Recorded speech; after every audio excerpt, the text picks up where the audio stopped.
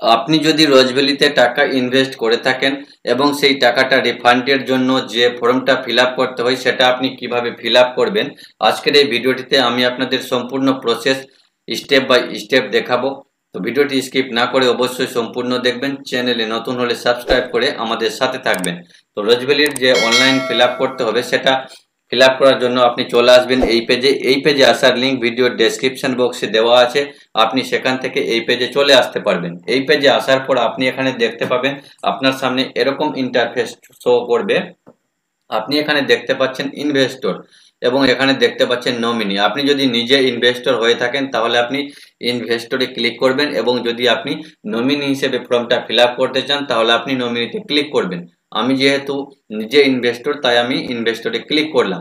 তারপর এখানে আপনি দেখতে পাচ্ছেন কোম্পানি, তো আপনি এখানে সিলেক্টে ক্লিক করবেন এবং এখান থেকে আপনি কোম্পানিটা সিলেক্ট করে নেবেন। এই কোম্পানির নামটা আপনি আপনার যে সার্টিফিকেটটা আছে রোজভ্যালির সেখানে কিন্তু পেয়ে যাবেন। তো সিলেক্ট করে নেওয়ার পর এখানে দেখতে পাচ্ছেন ফার্স্ট ইনভেস্টর, তো এখানে আপনি ফার্স্ট ইনভেস্টরের নামটা বসিয়ে দিবেন এবং তার বয়সটা আপনি এখানে বসিয়ে দিবেন। তারপর এখানে জেন্ডারটা আপনি সিলেক্ট করে নেবেন। তারপর দেখতে পাচ্ছেন ফোন নাম্বার, তো আপনি একটা ফোন নাম্বার এখানে বসিয়ে দিবেন। ইমেল আইডি বসানোর দরকার নেই। তারপর আপনি ভেরিফাই ক্লিক করবেন। ভেরিফাই ক্লিক করে দেওয়ার পর এখানে আপনি দেখতে পাচ্ছেন আইডেন্টি টাইপ, তো এখানে আপনি ক্লিক করবেন। ক্লিক করে এখানে অনেকগুলি অপশন আপনি পেয়ে যাচ্ছেন, Aadhaar card, driving licence, PAN card, passport, voter card. তো আপনি যেটা দিতে চান আপনি সেটা সিলেক্ট করে নেবেন। সিলেক্ট করে নেওয়ার পর এখানে দেখতে পাচ্ছেন যেটা আপনি সিলেক্ট করবেন সেই নাম্বারটা আপনি এই ঘরে বসিয়ে দিবেন। বসিয়ে দেওয়ার পর আপনি স্ক্রল করে নিচে আসবেন। এখানে আপনাকে কিছু বসানোর দরকার নেই, নিচে আসবেন। নিচে আসলে এখানে দেখতে পাচ্ছেন name of the father husband, তো এখানে আপনি আপনার ফাদার্স নেম বা হাজবেন্ড নেম বসাতে চান সেটা বসিয়ে দিবেন। তারপর তার অ্যাড্রেসটা আপনি অ্যাড্রেসের ঘরে বসিয়ে দিবেন। স্ট্রিটটা আপনি আপনার অ্যাড্রেসটা এখানে বসিয়ে দিবেন বা পোস্ট অফিসটা এখানে বসিয়ে দিবেন। তারপর ভিলেজ দেখতে পাচ্ছেন, তো আপনি আপনার গ্রামের নামটা এই ঘরে বসিয়ে দিবেন। পোস্ট অফিসের ঘরে পোস্ট অফিসের নামটা বসিয়ে দিবেন। পুলিশ স্টেশনের ঘরে আপনি আপনার পুলিশ স্টেশনের নামটা বসিয়ে দিবেন। তারপর দেখতে পাচ্ছেন স্টেট, তো আপনি সিলেক্ট স্টেটে ক্লিক করে আপনি আপনার স্টেটটা সিলেক্ট করে নেবেন। তারপর এখানে দেখতে পাচ্ছেন ডিস্ট্রিক্ট, তো আপনি সিলেক্ট ডিস্ট্রিক্টে ক্লিক করে আপনি আপনার ডিস্ট্রিক্টটা সিলেক্ট করে নেবেন। তারপর দেখতে পাচ্ছেন পিনকোড, তো আপনি আপনার গ্রামের পিনকোডটা এই ঘরে বসিয়ে দিবেন। পিনকোডটা বসিয়ে দেওয়ার পর এখানে নিচে আসবেন। নিচে আসলে আপনি এখানে দেখতে পাচ্ছেন ব্যাংক ডিটেলস, এখানে আপনি দেখতে পাচ্ছেন name of the bank of investor, তো এখানে সিলেক্ট ব্যাংকে ক্লিক করবেন। সিলেক্ট ব্যাংকে ক্লিক করে যে ব্যাংকটা আপনি দিতে চান সেই ব্যাংকের নামটা আপনি এখান থেকে সিলেক্ট করে নেবেন। ব্যাংকের নামটা সিলেক্ট করে নেওয়ার পর এখানে দেখতে পাচ্ছেন নেম অফ দি ব্রাঞ্চ, তো যে ব্রাঞ্চে আপনার বই আছে সেই ব্রাঞ্চের নামটা আপনি এখানে বসিয়ে দিবেন। Name of the branch code এগুলো আপনাকে বসানোর দরকার নেই। তারপর দেখতে পাচ্ছেন সেভিং ব্যাংক অ্যাকাউন্ট নাম্বার, তো আপনার যে ব্যাংক অ্যাকাউন্টের নাম্বার আছে সেই নাম্বারটা আপনি এই ঘরে বসিয়ে দিবেন।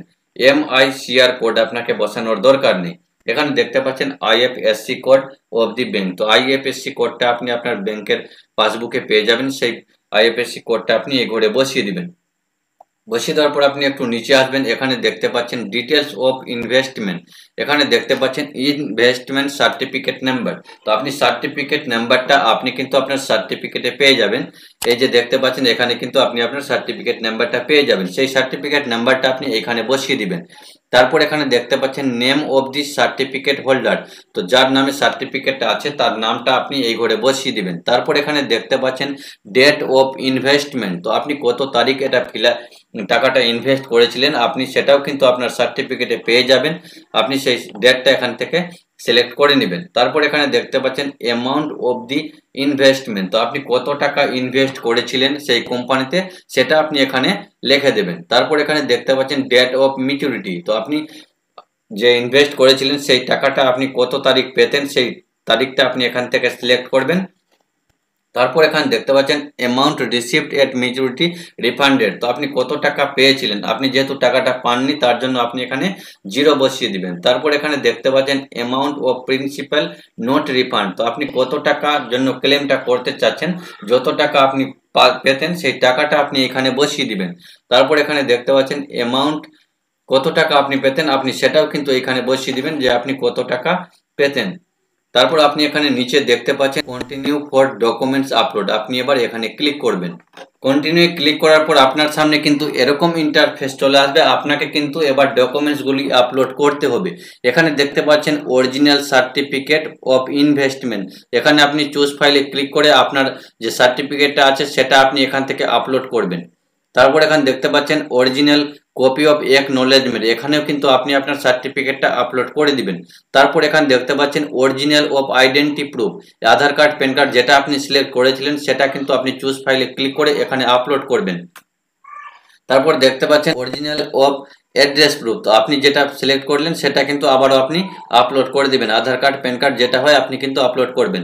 তারপর এখানে photocopy of the front page of bank passbook, এখানে পাসবুকের যে ফ্রন্ট পেজ আছে সেটা কিন্তু আপনি চুজ ফাইলে ক্লিক করে আপলোড করবেন। তারপর এখানে দেখতে পাচ্ছেন ফটোকপি অফ চেক, এখানে আপনি কিন্তু আবারও আপনার পাসবুকটা চুজ ফাইলে ক্লিক করে আপলোড করবেন।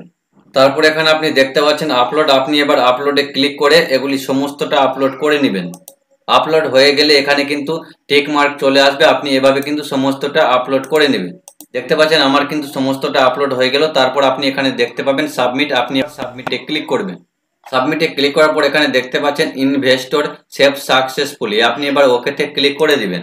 ওকেতে ক্লিক করার পর আপনি এখানে দেখতে পাচ্ছেন কর্নারে উপরে ইনভেস্টর, আপনি এবার ইনভেস্টরে ক্লিক করবেন। ইনভেস্টরে ক্লিক করে দেওয়ার পর আপনার সামনে এরকম ইন্টারফেস আসবে। আপনি এখানে দেখতে পাচ্ছেন সার্চ বাই সার্টিফিকেট নাম্বার, তো আপনি সার্টিফিকেট নাম্বারটা এই ঘরে বসাবেন।